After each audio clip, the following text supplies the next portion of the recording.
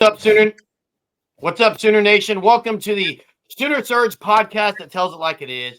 Here to do a little basketball recap, season recap, talk about what's next for the Sooners basketball program as they fall into the hands of UConn last night in the opening round of the NCAA tournament.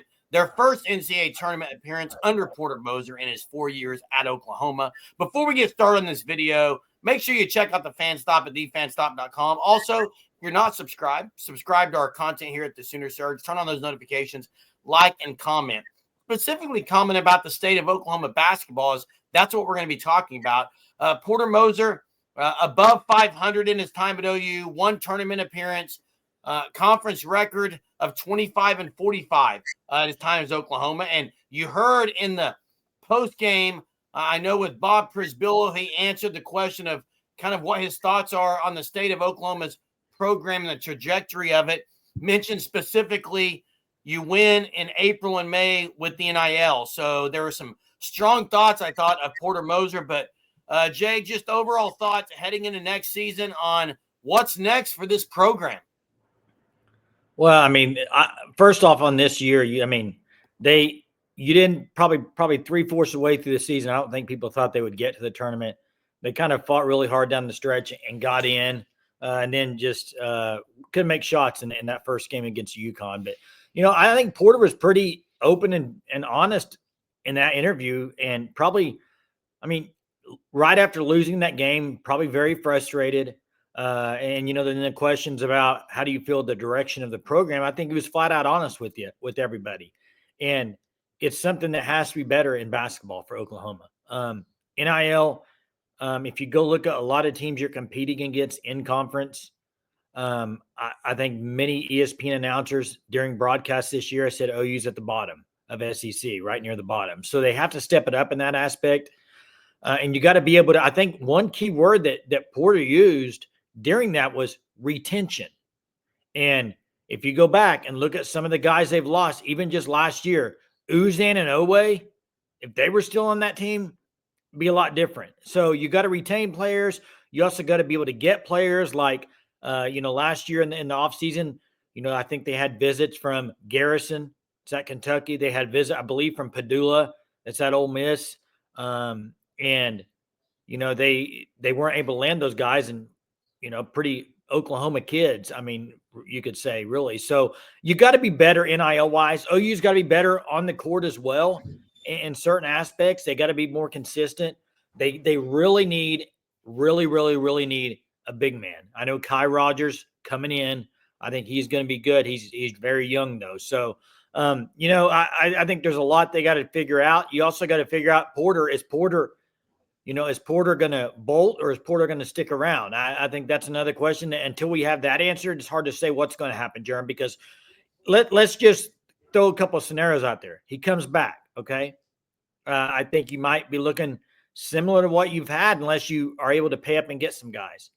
If he leaves, where do you go? And who can you bring in here that's going to move the needle and change it much more than what they already have with Porter Moser?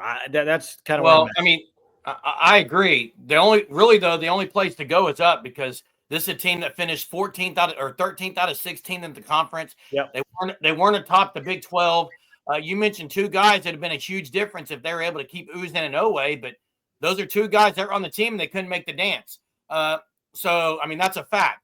They had two guys in Uzan and Owe, and they couldn't make the dance last year in the Big 12 with those two guys. So you're right. Things have to change. And does it start with NIL? Yes, it does start with NIL, because you got to pay players. You got to pay an entire roster. You can't just pay one or two guys. But for me, it's been maybe you could talk about lack of evaluating talent, possibly, maybe, or guys who performed well at mid-majors have not performed well when they've stepped on campus in the SEC. And that's a little frustrating, because you look at a team like Tennessee, who three of their starters this year, Jay, are mid-major guys and weren't even top 100 portal guys. One of them wasn't, in Milich, and they're difference makers in the same conference, the SEC. So I think the development of some of the talent, the paying of players, all this has to be addressed. OU has to step up their NIL game. There's no doubt about it, Jay. They've got to improve in that category. Will it be with Porter Moser or not? I don't know. I do think something to note. If Porter Moser is staying around, he was very, very bold in what he said, and he wanted the higher-ups to hear it. Or did he say that because he knows he's on his way out? That's something to think about. Well, I don't know. I mean, I think you have to be bold at this point. You got to figure things out. I mean, you also this year, two of your could have been better players didn't play. Correct. I mean, and those were portal guys too that he did land. Are they going to be here, Jay? Because everything I heard, they were practicing months ago. Jeff Nwanko and Jones. I mean, I don't I know. Heard they were practicing, so I don't understand that. We'll see, but I definitely think those guys would have helped this team. Oh, no doubt they would have helped. My question is, are they going to be retained? Yeah, I can't answer that, Jeremy. I don't know. It's hard to know when any basketball player is retained or transferring these days. I mean, you have to pretty much gut your team and get a whole new roster turnover. It seems like every year in basketball. So I don't know. We'll see, Jeremy. I just think I know before the season, a lot of people say if they don't make the tournament, Porter's gone. Well, they made the tournament, and I think everybody, whoever's watching this, most people would probably agree with the fact that OU's not going to make a change. The only way something happens, I think, would be if Porter decides to leave OU for a better job. And when I say better job, there's other jobs out there that are better than Oklahoma. Oklahoma, in a lot of aspects, money, just different things, facilities. I mean, you could go down a list, but so we'll see, man. It's just the day after, the morning after the game.